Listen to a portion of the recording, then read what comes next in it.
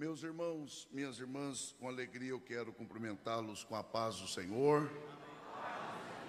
Antes que eu leia o texto sagrado e com alegria passe a compartilhar a palavra que o Senhor tem colocado no meu coração para esta noite tão especial de segunda-feira, eu quero que vocês saibam de minha alegria, de minha gratidão a Deus, de junto do diácono Douglas, estar aqui com vocês pela primeira vez, o que para mim se constitui de uma grande alegria.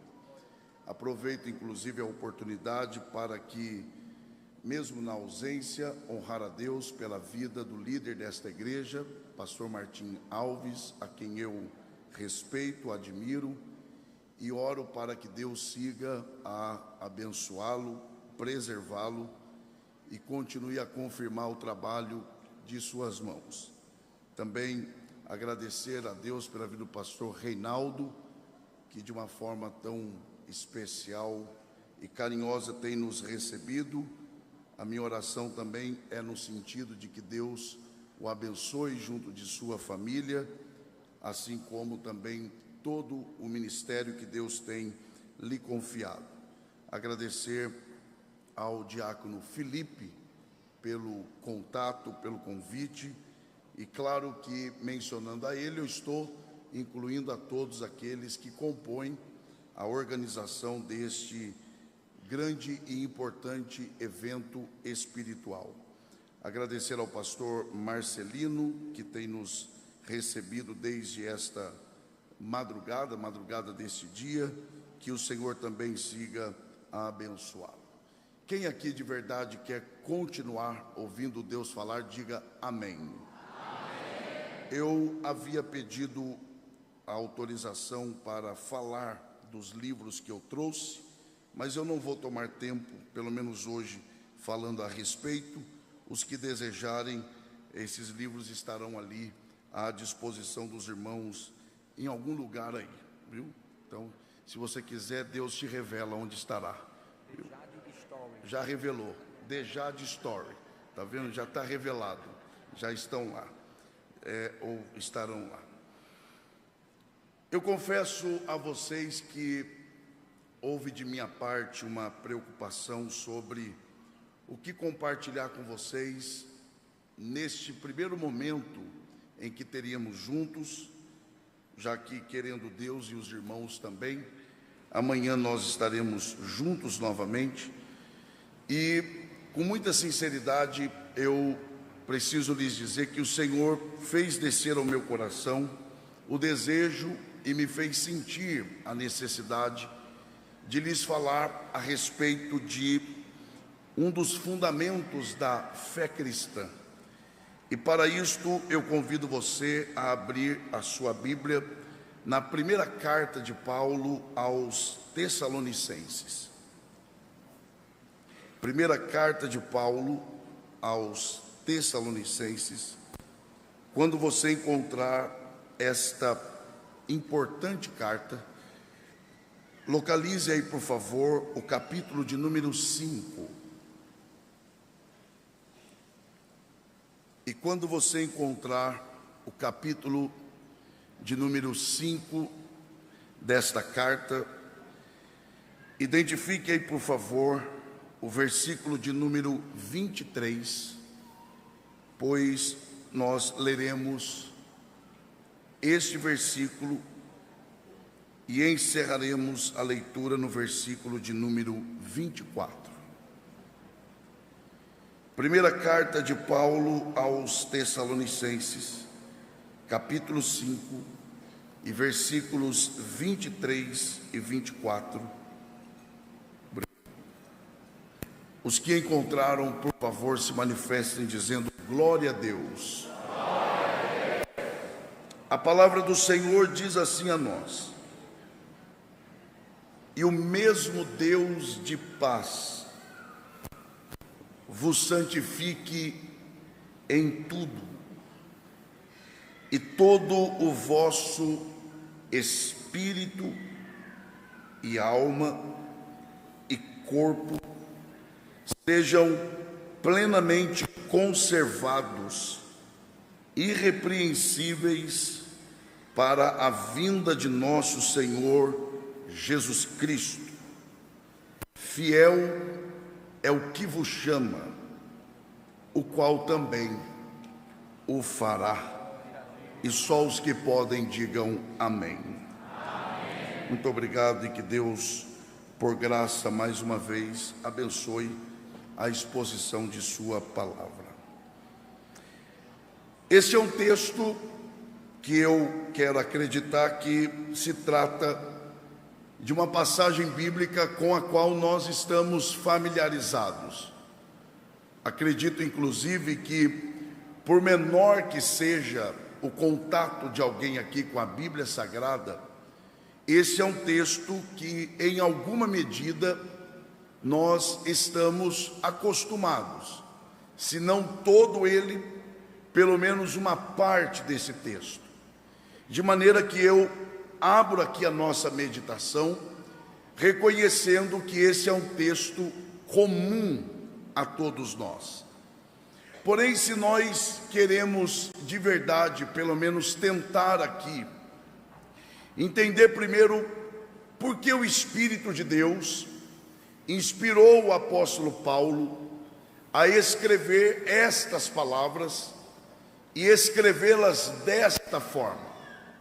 Em segundo lugar, se queremos também descobrir o para que essas palavras estão aqui escritas desta forma, é preciso trilharmos pelo caminho correto da interpretação desse texto. E o primeiro passo nesta direção é olharmos para além do que nós lemos. Lamentavelmente, há em nós uma tendência, eu diria, não só equivocada, mas também prejudicial, de lermos o texto e nos apegarmos apenas ao que lemos. É evidente que é preciso nos prender ao que lemos, mas na tentativa de uma interpretação o mais próximo do correto possível, requer de nós uma ampliação na leitura. Isto é preciso um olhar para além do que se lê. Quando eu digo isto, eu estou propondo que é preciso que nós olhemos para além do que se lê, não só em relação aos versículos que vêm antes, e nem só os que vêm depois.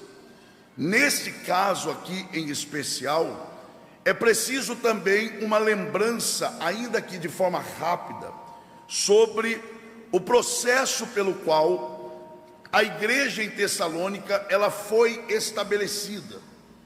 E só para nós lembrarmos, porque eu sei que vocês sabem, o apóstolo Paulo, segundo Atos capítulo 17, ele chega em Tessalônica e, como de costume, Paulo, ele procura a sinagoga daquela cidade, e o texto sagrado nos informa que por 3 sábados seguidos, o apóstolo pregou o evangelho naquele lugar. Em virtude da pregação fiel do apóstolo Paulo, a Bíblia nos informa que um número considerável de pessoas se converteu ao evangelho. Por causa disso, a Bíblia também nos informa que Paulo sofreu uma grande perseguição de judeus que ali estavam. Esta perseguição foi tão ferrenha que Paulo se viu forçado a deixar a cidade de Tessalônica. É quando Paulo então se dirige à cidade de Bereia. Ao chegar em Bereia, Paulo ele continua exercendo o seu ministério, pois ali também ele continua pregando o evangelho. E mais uma vez, a Bíblia diz que por causa da pregação de Paulo, um outro número considerável de pessoas também se converteu. Mais uma vez, por causa disto, Paulo sofreu uma outra perseguição. Paulo então se vê forçado a deixar também a cidade de Bereia. É quando Paulo agora se dirige à grande cidade de Atenas. Quando Paulo chega em Atenas, Paulo, preocupado com a recém-igreja estabelecida em Tessalônica, ele chama Timóteo, o jovem obreiro Timóteo, seu filho na fé, e dá a Timóteo a missão de ir a Tessalônica para fazer basicamente duas coisas. A primeira, Timóteo deveria ficar ali um tempo para cuidar daqueles irmãos. Em segundo lugar, Paulo também dá a Timóteo a responsabilidade de colher algumas informações a respeito do desenvolvimento espiritual daqueles novos convertidos. Timóteo então viaja para Tessalônica. Ao chegar em Tessalônica, Timóteo começa a trabalhar entre aqueles irmãos, e depois de um tempo, Timóteo então envia algumas informações a respeito da fé daqueles novos irmãos. Quando Paulo recebe essas informações, Paulo ele fica extremamente animado, porque embora a igreja em Tessalônica ela fosse uma igreja majoritariamente composta de novos convertidos, todavia, primeiro, aquela igreja continuava crescendo.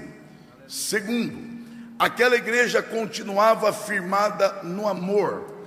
Terceiro, aquela igreja permanecia crendo nas mesmas verdades que Paulo havia os ensinado. Paulo então, como uma espécie de um pai que está animado, está satisfeito com o crescimento de seus filhos, em resposta e em reação a estas informações, Paulo escreve uma carta a esta igreja. Parte desta carta é o que nós temos acabado de ler. Isto mesmo, a carta que Paulo escreve à igreja que estava em Tessalônica é uma resposta, é uma reação de Paulo a estas informações positivas a respeito da fé desses irmãos. É por isso que quando Paulo escreve esta carta, ele tem clareza sobre o que ele quer escrever para esses irmãos. Daí, então podemos identificar os objetivos desta carta. Por exemplo, Paulo escreve esta carta, primeiro, para elogiar estes irmãos. Segundo, Paulo escreve esta carta para fortalecer ainda mais a fé desses irmãos. Terceiro, Paulo escreve essa carta para preparar esses irmãos para futuras batalhas que eles ainda haveriam de enfrentar. Em quarto lugar, Paulo escreve esta carta também para tratar de assuntos escatológicos. E eu fico impressionado, porque vejam, esta igreja era uma igreja majoritariamente composta de novos convertidos, e Paulo não vê problema de tratar sobre assuntos tão delicados como escatológicos, mesmo à distância com esses irmãos, o que demonstra que esses irmãos eram capazes o suficiente de compreender assuntos sensíveis, assuntos delicados, assuntos complexos da palavra do Senhor. Paulo também, ao escrever esta carta, Paulo ele trata de reafirmar valores doutrinários da fé cristã, e ele faz isto exatamente no último capítulo desta primeira carta, pois, dentre outros assuntos, no capítulo 5, em que Paulo está concluindo esta carta, Paulo ele trata de assuntos como estes.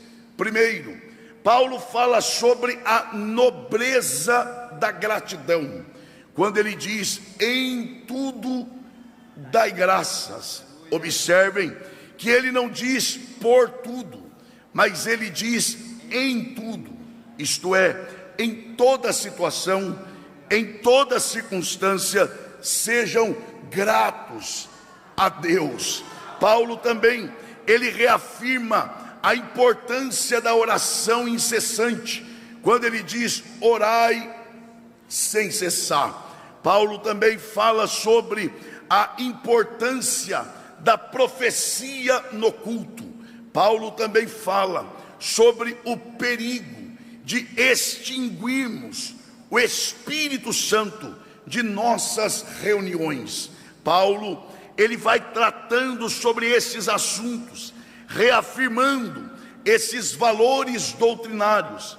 E agora, quando Paulo, claro, inspirado pelo Espírito Santo, ele está para concluir esta carta, para encerrar esta carta, claro, repito, orientado, direcionado, levado pelo Espírito Santo.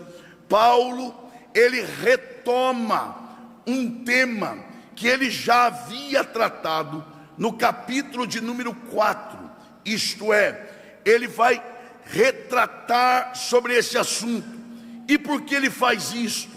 Primeiro, para deixar claro a importância desse tema, e segundo, porque é como se o Espírito de Deus estivesse orientando a Paulo a selar, a autenticar, confirmar esta carta com este tema. Qual é o tema? É exatamente o que nós lemos. Paulo, ele retoma o assunto da santificação. Se você pode, diga bem forte, para ser uma vez só, diga santificação. Isso mesmo, Paulo, ele vai encerrar a primeira carta que ele escreve aos Tessalonicenses, tratando a respeito da santificação. E eu fico impressionado com a capacidade de Paulo em dizer muita coisa com poucas palavras.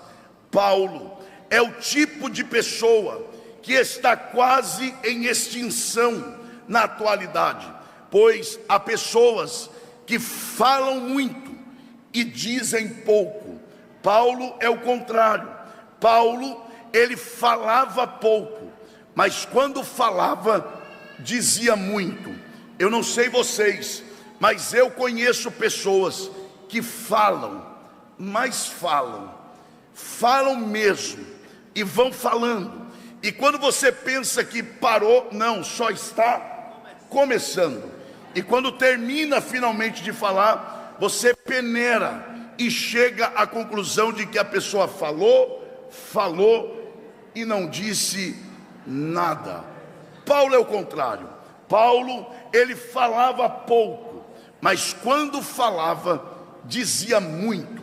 Ouçam isso, percebam que em apenas um versículo, isto é, o versículo de número 23, em apenas um versículo, é isto mesmo, um versículo, Paulo é capaz de definir toda a doutrina da santificação.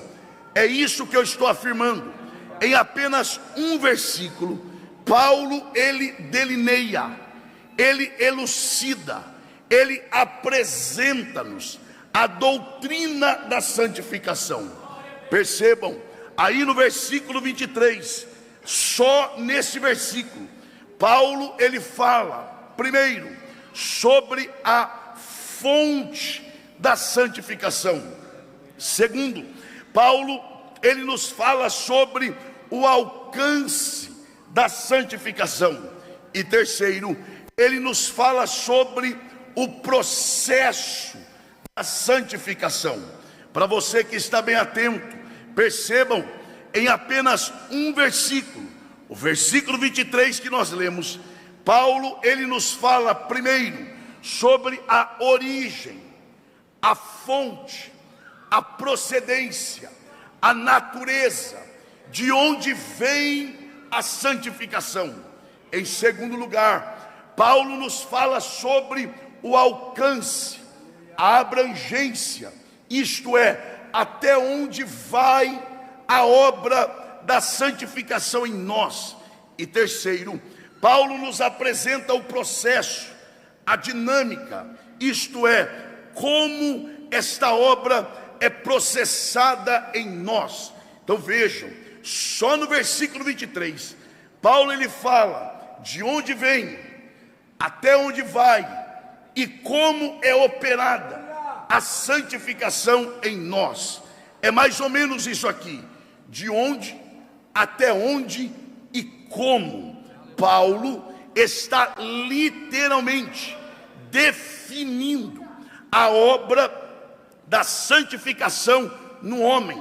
E Paulo começa a apresentar a obra da santificação em sua natureza, isto é, a sua origem, de onde ela procede, de onde ela vem.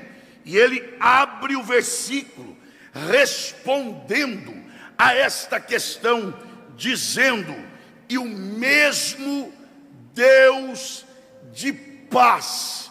Olha isso, a pergunta ao texto inicialmente é: de onde vem? De que procedência é? Qual é a natureza? Qual é a fonte da santificação? E Paulo, ele abre dizendo: e o mesmo Deus de paz vos santifique.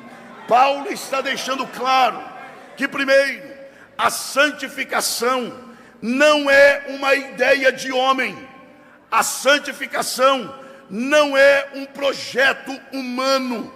É claro que um pastor bem intencionado, como o pastor Martim e os seus auxiliares, é claro que eles desejam que a igreja seja santa, mas originalmente falando, a santificação não é uma ideia de um pastor, não é o projeto de um homem.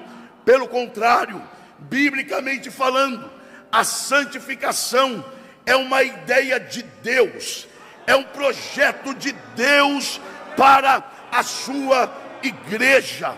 Quer ver que isto é verdade? E nós vamos chegar lá. Paulo, ele já havia tratado isso. Se você voltar no capítulo de número 4 e versículo de número 8 desta mesma carta, olha o que Paulo fala. E ele, jovens, está tratando sobre santificação mesmo. E ele diz: portanto, quem despreza isto o quê? O que eu estou ensinando. E o que é que ele estava ensinando? A santificação. Então vamos mudar aqui.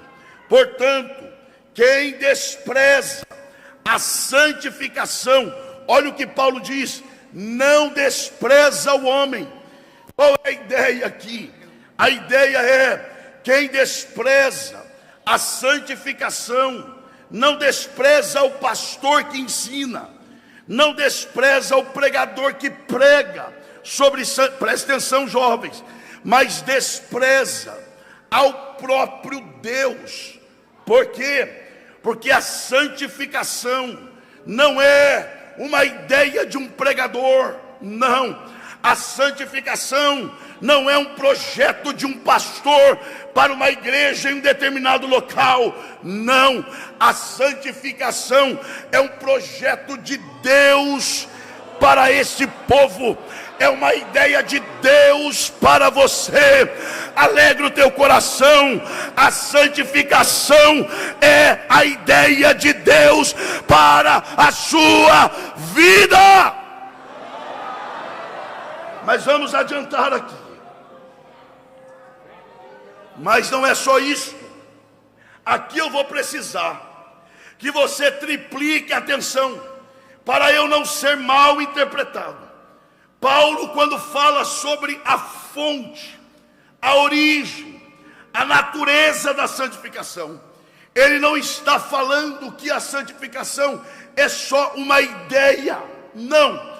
Mas ele também está dizendo que a santificação é uma ideia e é uma obra de Deus. Deixa eu lhe fazer uma pergunta: quem é que nos santifica? Eu vou ser mais prático, e é por isso que eu estou dizendo, triplique a atenção, para você não me interpretar mal. Percebam, quando eu digo assim, eu vou me santificar, isso aqui é força de expressão, porque por mim mesmo eu não tenho condições de me auto-santificar. Eu não tenho em mim elementos, instrumentos, qualidades para me auto-santificar. Não tenho, até porque, por mais crente que eu seja, ou por mais santo que eu possa estar, enquanto eu estiver aqui, sempre haverá em mim alguma coisa a ser melhorada, e eu gero segundo a minha própria espécie.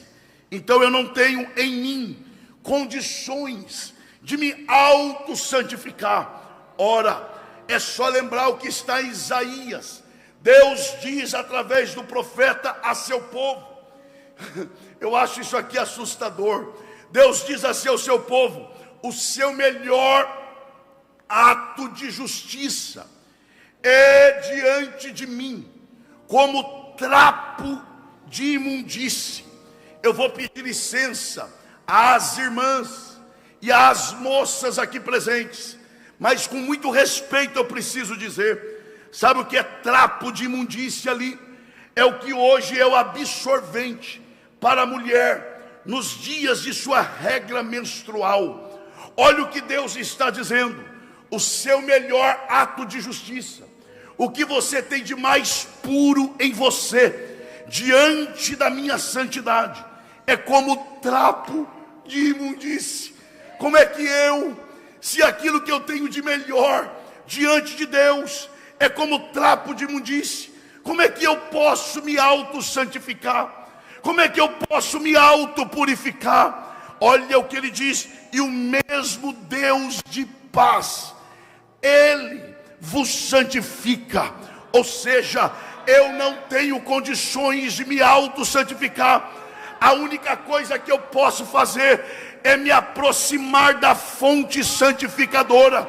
Aí sim, orando, jejuando, lendo a Bíblia, vindo para o culto de ensino. Quanto mais eu faço isto, mais perto da fonte eu estou. E quanto mais perto da fonte, mais a fonte me purifica e me santifica. Quem deseja se aproximar hoje, levante a sua mão e dê o melhor glória a Deus que você pode.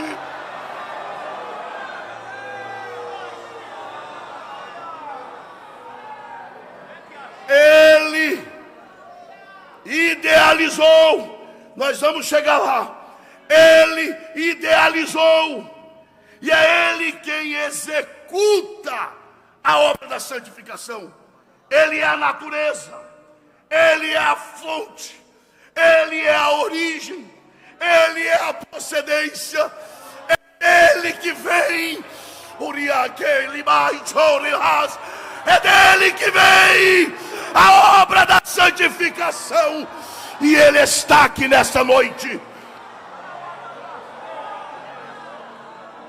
Mas não é só isso. Depois que Paulo fala da origem, ele agora vai falar sobre o alcance. Já sabemos de onde vem, agora até onde vai? Bom, se é dele que vem, não pode ser no meio do caminho. E o mesmo Deus de paz, olha as expressões: vos santifique em tudo e todo, sejam plenamente conservados, irrepreensíveis. Para ser uma vez só e ganharmos tempo, diga por favor: tudo. pouquinho mais forte, diga todo, plenamente, irrepreensíveis. Paulo está dizendo agora, se a santificação vem dele, a santificação não opera apenas uma parte da nossa vida, mas ela toca todas as áreas. Agora, eu preciso que você entenda isso. Não é que Paulo está dizendo que nesta vida nós seremos totalmente santos. Não é isso. O que Paulo está dizendo é que quando a obra de fato é de Deus, não fica nenhuma área da nossa vida sem ser tocada pela santificação. Eu vou ser prático aqui. Sabe o que Paulo está dizendo? Que quando a santificação é operada, ela toca na sua vida espiritual, ela toca na sua vida emocional, ela toca na sua vida física, e eu vou dizer mais, ela toca na sua intelectualidade. E eu tenho base para dizer isso. Quando você lê o livro do profeta Daniel, você percebe, quanto mais santo Daniel e seus amigos eram, mais Deus dava sabedoria para eles, e mais eles se destacavam no reino. Você crê que Deus está falando aqui? Então levante uma de suas mãos aos céus. Quanto mais santo você for, mais inteligente você será, e mais Deus te honrará.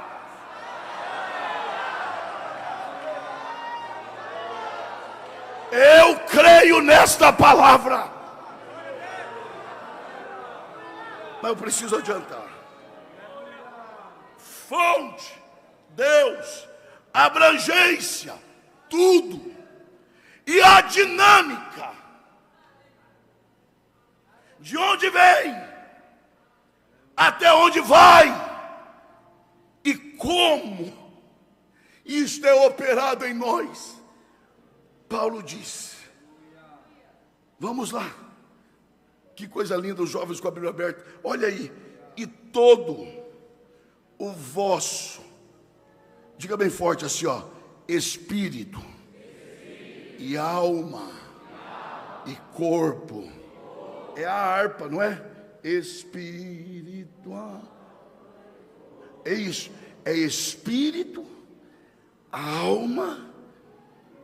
Vamos de novo, diga espírito, alma. Só mais uma vez, olha lá. Espírito, alma e corpo. Não está nessa ordem acidentalmente. Isso aqui não é casualidade. Está nessa ordem porque a dinâmica da santificação é nesta ordem. Qual é a ordem? Está aí. Começa no espírito, passa pela alma e termina no corpo. Agora aqui tem que ter calma. Então, de início, Paulo já está ensinando o seguinte: primeiro, a santificação não é de fora para dentro, é de dentro para fora. Bom, se você ouviu isso aqui, eu preciso que você ouça até o final para você não ficar pela metade. Então, Paulo está dizendo que a verdadeira santificação não começa de fora para dentro, mas é de dentro para fora. E mais, é como se Paulo estivesse dizendo: não se engane, a santificação não começa onde os seus olhos veem, começa onde os seus olhos não veem. Então nunca julgue alguém pelo que você está vendo agora, porque você não tem noção do que Deus pode estar fazendo no interior dessa pessoa agora. Você não sabe, eu não sei.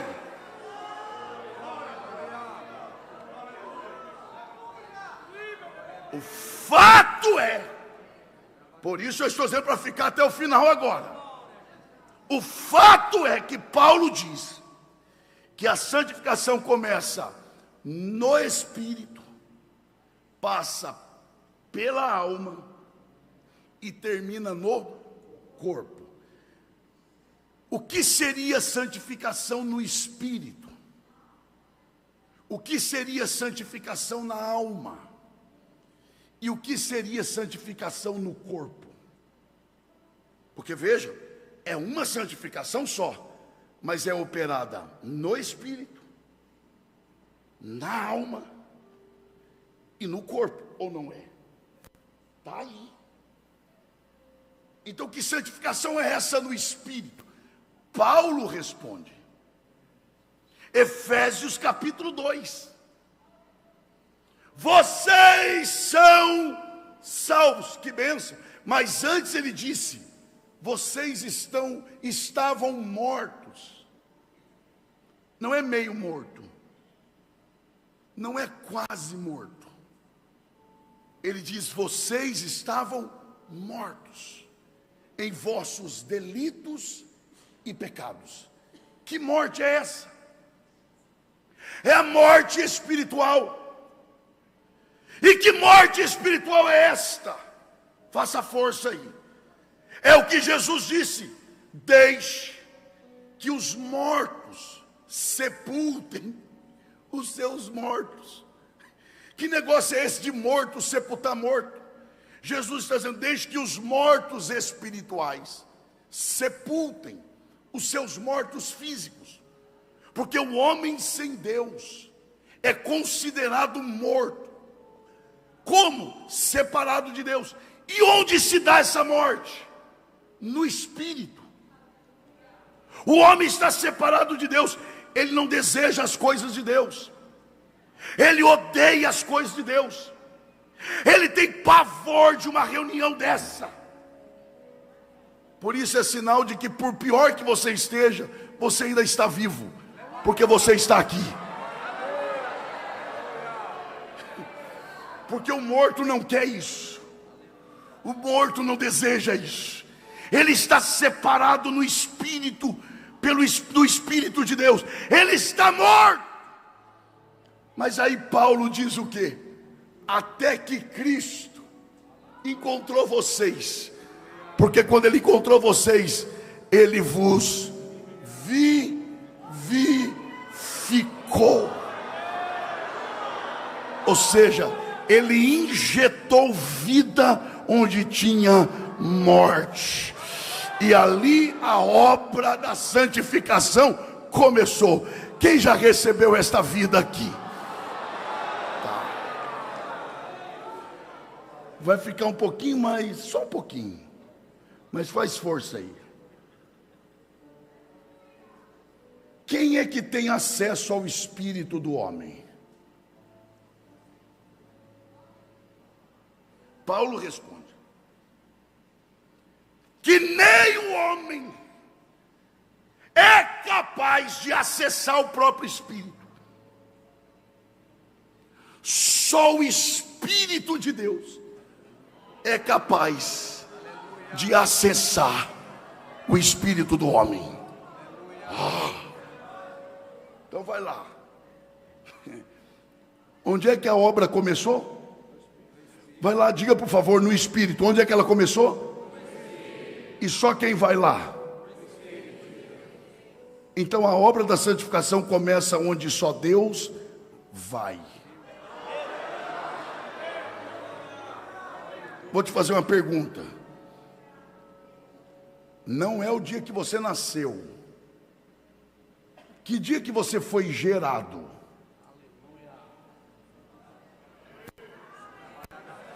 Pergunte para o seu pai e para a sua mãe. Ele vai dizer, você está querendo saber demais, porque nem o médico sabe. A mulher vai lá no médico e ele diz assim, olha, a senhora deve estar com aproximadamente. Tá, mas que dia foi? Ele vai dizer para você, e eu é que sei. Quem tem que saber é você. Quem é que sabe o dia em que foi gerado? Ninguém sabe. É isso. Paulo está dizendo: a obra da santificação começa no lugar que você não acessa. A obra da santificação começa onde só Deus vai. A glória é dele.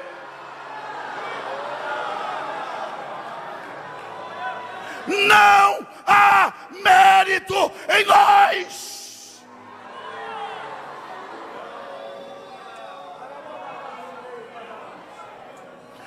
Só quem quer, levante uma de suas mãos aos céus e diga o mais forte que você puder. Diga: a santificação começa onde só Deus vai.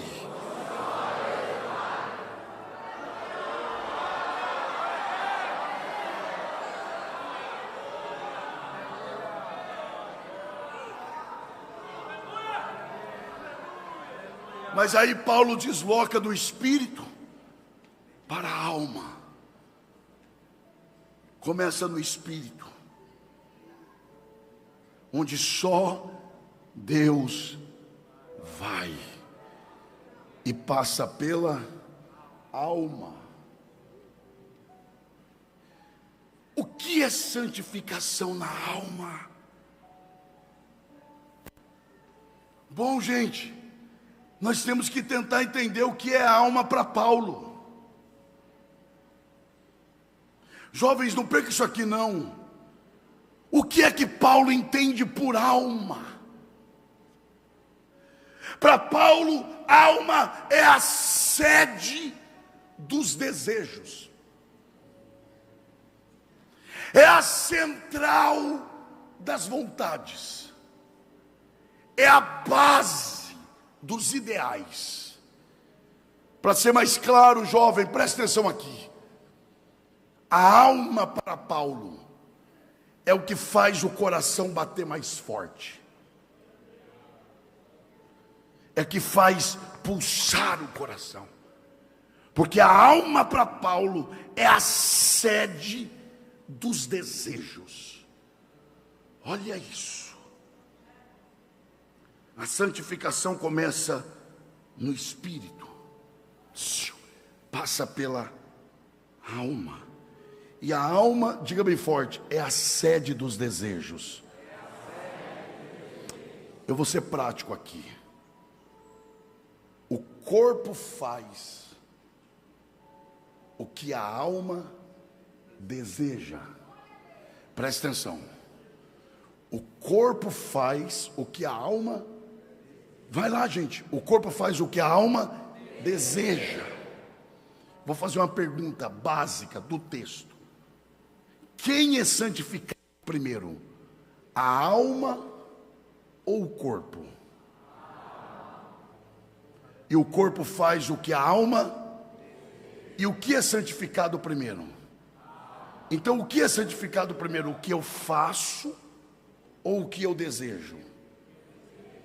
Então antes de mudar o que eu faço, a santificação muda o que eu quero.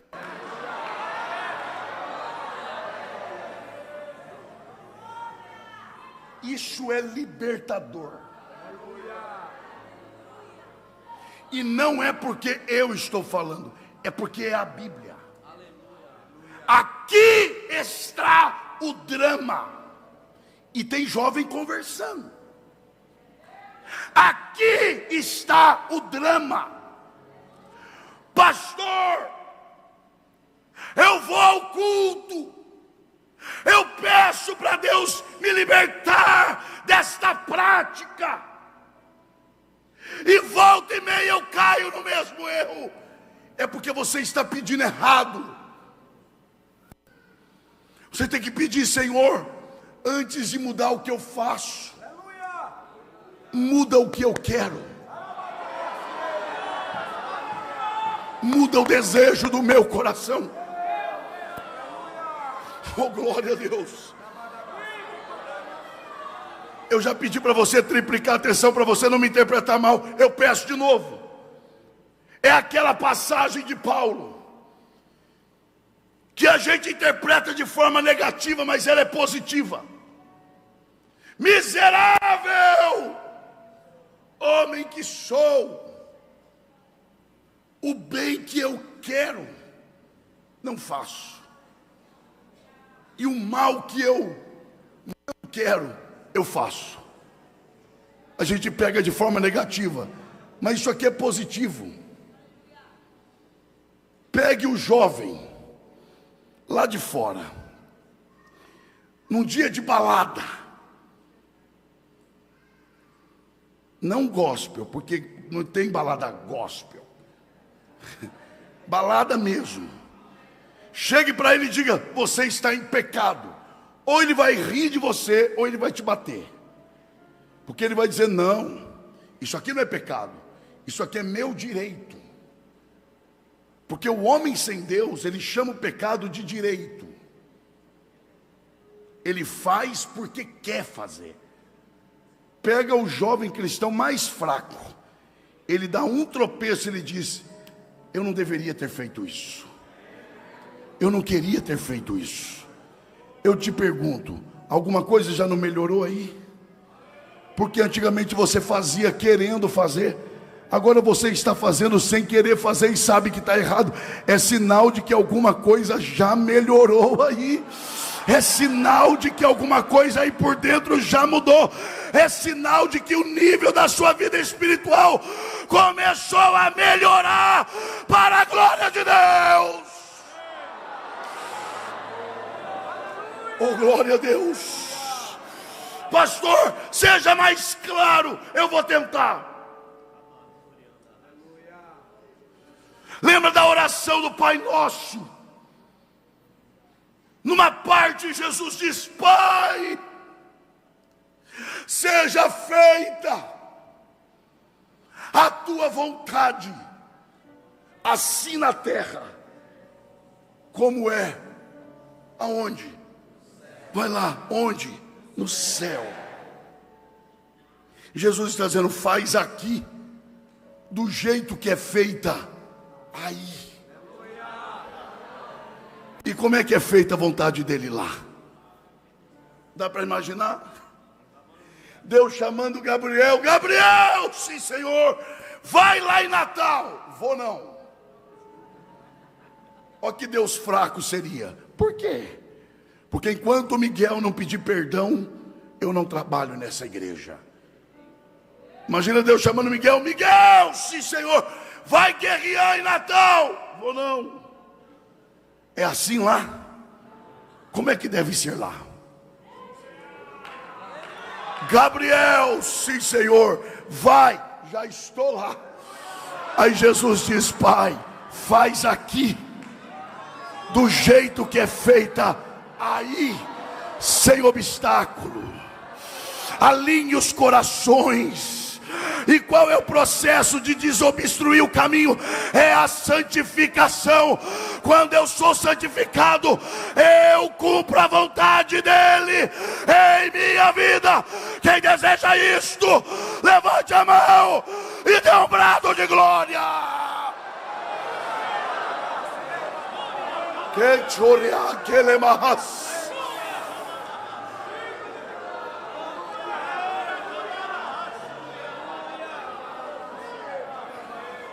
Eu vou dizer de outra forma.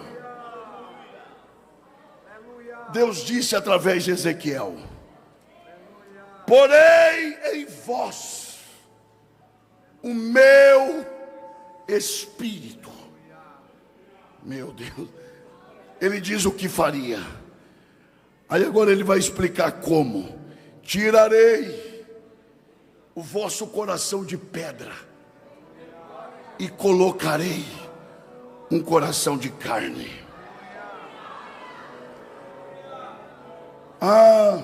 Ele tira um coração duro e põe um mole. Não é nada disso. O que ele está dizendo é o seguinte: eu vou colocar em vocês o meu espírito. Sabe como? Vou tirar o coração de vocês, e no lugar eu vou pegar o meu e vou colocar. Vocês vão ser regidos pelo meu coração. Vocês vão amar o que eu amo. Vocês vão desejar o que eu desejo. vocês vão odiar o que eu odeio, vocês vão rejeitar o que eu rejeito. Onde está a mão que você levanta para adorar a Deus? Com a permissão do pastor Reinaldo, eu quero que você seja uma bênção para quem está perto de você. Se você se sente à vontade, toque o ombro da pessoa que está perto de você com respeito, é claro, e diga para essa pessoa: ser santo é ter o coração alinhado ao de Deus, é amar o que Deus ama, é desejar o que Deus deseja, é odiar o que Deus odeia, é rejeitar o que Deus... Meu Deus!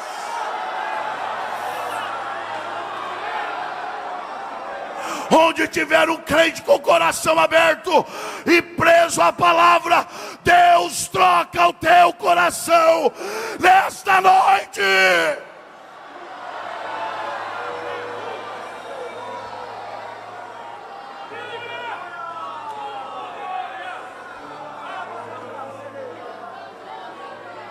Eu não vou cansar vocês.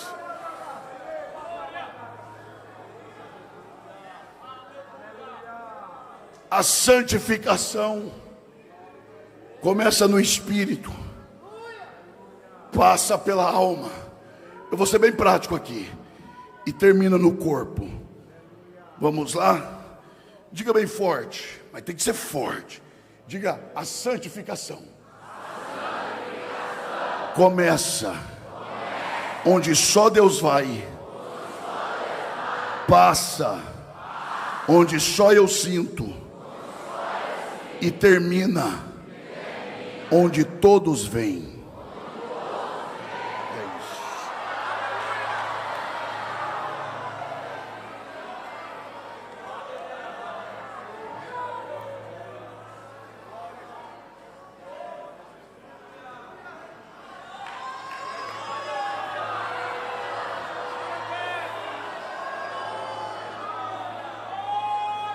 A gente precisa entender isso aqui. Paulo está combatendo os extremos, porque tem dois extremos aqui. Tem um extremo que é aquele que diz assim: eu sou santo. É, humilde também. E aí você pergunta: e por que você é santo? Porque eu cumpro tudo o que o pastor manda. Não pode, não pode. Pode, pode. Não vai, não vou. Não é, não é. Esse é um extremo. O outro extremo é: eu também sou santo, embora não pareça, mas Deus conhece o meu coração. Ele sabe o quão puro eu sou por dentro. Aí vem Paulo e diz assim: não é nem uma coisa e nem outra. Então é o que? É tudo. É por dentro e por fora. Quer ver? E aqui eu já falei, vou ser prático aqui. É Romanos 12. Rogo-vos pela compaixão de Deus, primeiro, que apresenteis, torne visível, evidencie o que? Os vossos corpos, e depois renove o seu entendimento. Olhe bem para cá. Quem consegue ler o meu pensamento? Quem consegue? Você consegue? Agora fiquei preocupado, pelo amor de Deus. Quem aqui não consegue? Varão, não olha para mim não. Quem não consegue? Agora, quem consegue ver o que eu estou vestindo? É isso que Paulo está dizendo. Se é para entregar no altar, tem que entregar aquilo que só Deus vê, mas também tem que entregar aquilo que os homens veem.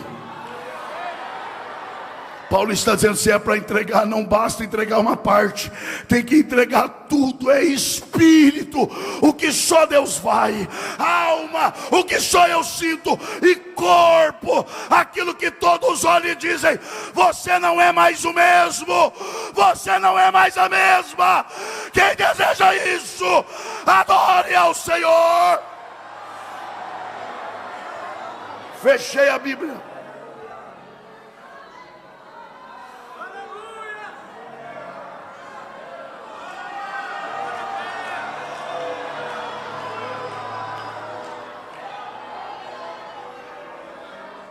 Só mais uma pergunta, e eu não me canso de fazer essa pergunta, porque Paulo não se cansava de ensinar as mesmas coisas.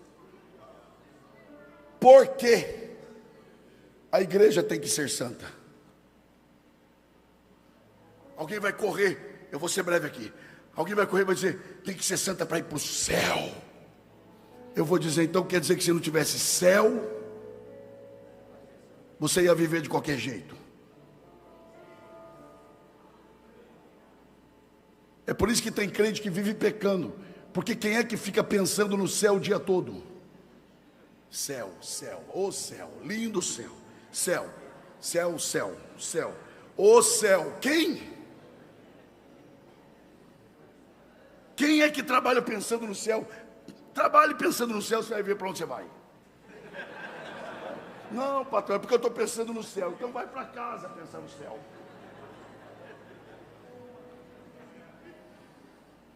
Imagina os que trabalham aqui com o pastor Martim, viajando. Pastor, o que foi? É o céu, pastor, é o céu. É o céu, você vai ver o céu. Já, já. Não é assim. Então por que a igreja tem que ser santa? Para ir para o céu. Deixa eu te perguntar, então por que você quer ir para o céu? Porque o céu é bom, e eu não quero ir para o inferno. Por quê? Porque o inferno é ruim. E por que o inferno é ruim e o céu é bom? Porque no inferno é fogo, enxofre, diabo, demônio e só gente que não presta. O céu é bom. Olha como a gente começa. Porque no céu as ruas são de ouro. A gente já começa pelo ouro, porque até em pensar em ir para o céu a gente é ganancioso. A rua é de ouro, o muro é de jaspe, o rio é de cristal. Aí alguém diz: e Jesus? É mesmo, ele está por aí?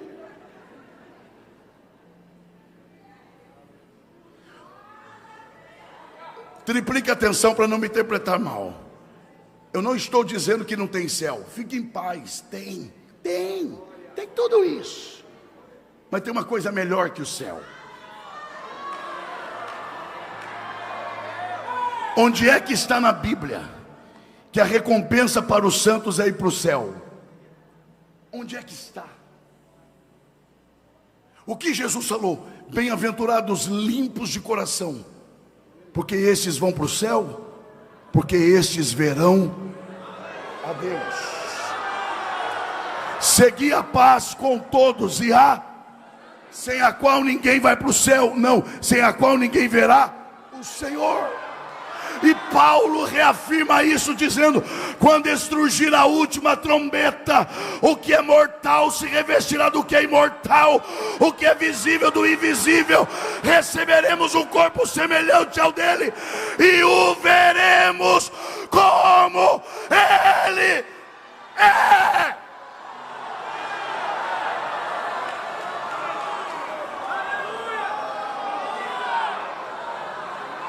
São palavras, obrigado, dele.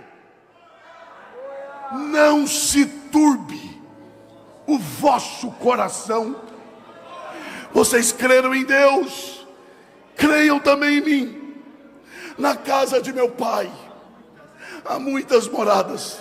Se não fosse assim, eu vou teria dito: vou vos preparar lugar. E se eu for, virei outra vez e vos levarei para o céu. Não, e vos levarei para mim mesmo, para que onde eu estiver, aí não importa se é lá, se é aqui, não importa, o que importa é que seja com ele. Quem recebe a palavra, com a permissão do pastor, se coloca em pé. adorando a Deus.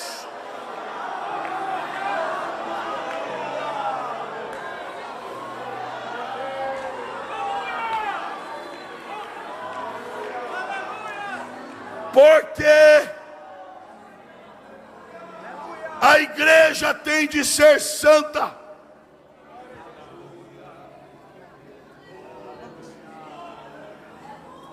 Está aqui.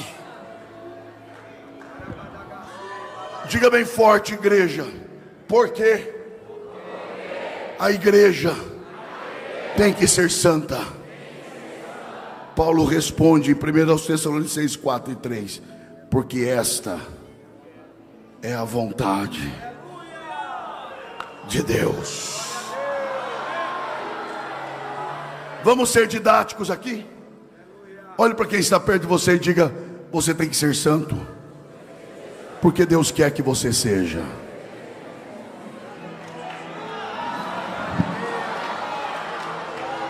Não desvie o olhar. Eu preciso dizer pelo menos isso aqui para nós orarmos. Jovens principalmente os jovens. Quem me ouve aqui, diga amém. Diga assim: a minha santificação. Um pouco mais forte, diga: é vontade de Deus.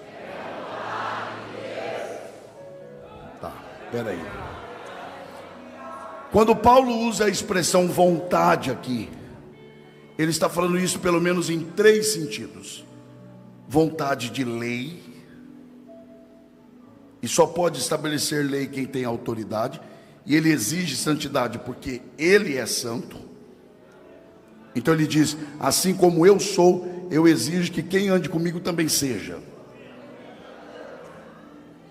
Segundo, ele também está, aqui eu quero que os jovens entendam, e eu estou dentro do tempo,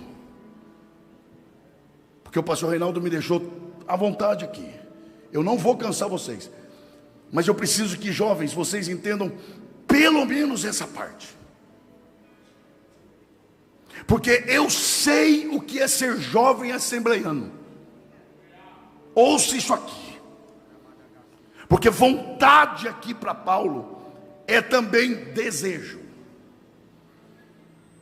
E não é um desejo comum, é um desejo íntimo do coração.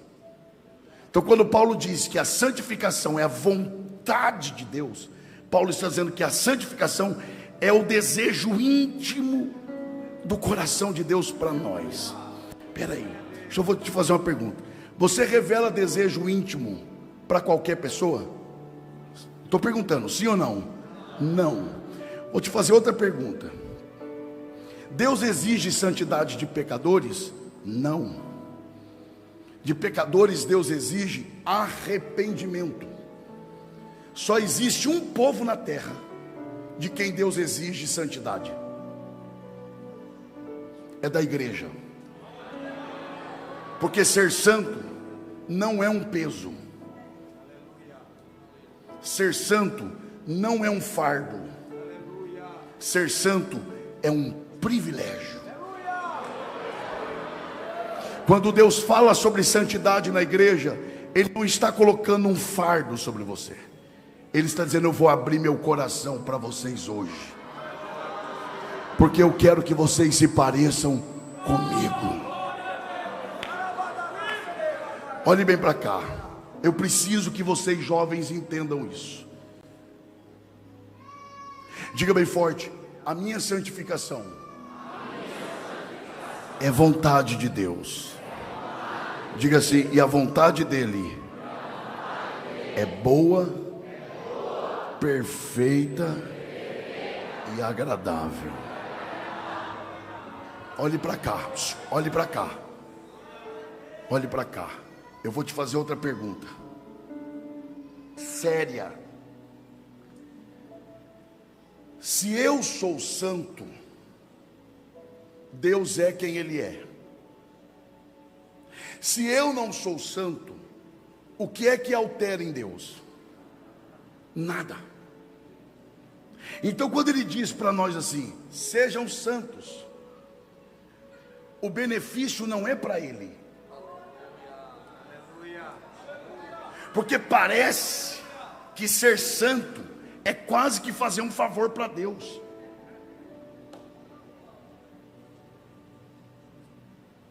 Não. A santidade, eu vou falar bem aqui enfático. Eu sei o peso desse altar. Eu sei onde eu estou. Ah, se eu sei. Então eu vou falar com muito cuidado. A santidade é também uma blindagem de Deus para nós. Calma aí. Quando Deus diz para um jovem, para uma jovem, não façam sexo antes do casamento, Deus não está te privando do prazer. Deus está te guardando de doenças, decepções e mancha na história. Deus, quando diz, se preserve santo para o seu cônjuge, Deus está dizendo, eu estou preservando a sua história, para quando a sua filha te perguntar da sua história, você tenha coisas puras para falar para ela.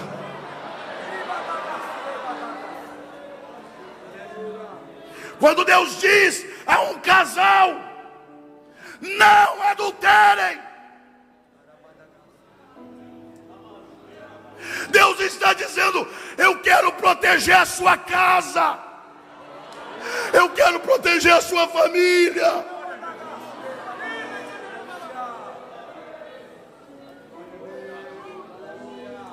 Permita-me, pastor Reinaldo, você que se sente à vontade, principalmente jovens, abrace quem está perto de você e diga, a santidade é a proteção de Deus para nós.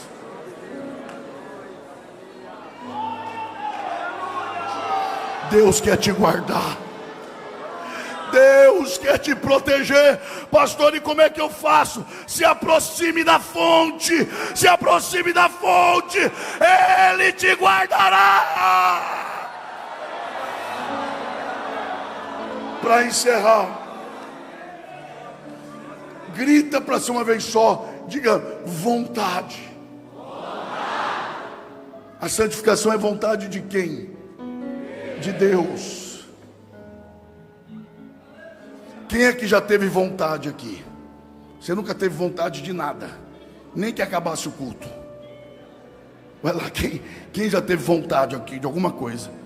Tudo que você quis aconteceu? Porque somos homens. Nem tudo que queremos alcançamos. Mas Paulo não diz que a santificação da igreja é vontade de homem. Ele diz que ela é vontade de Deus. E o que é que Deus quer que não acontece? Bem sei eu que tudo podes, e nenhum dos teus propósitos, inclusive a santificação, pode ser impedido. Porque operando eu, por isso eu li o 24, fiel é o que me chama, o qual também o fará.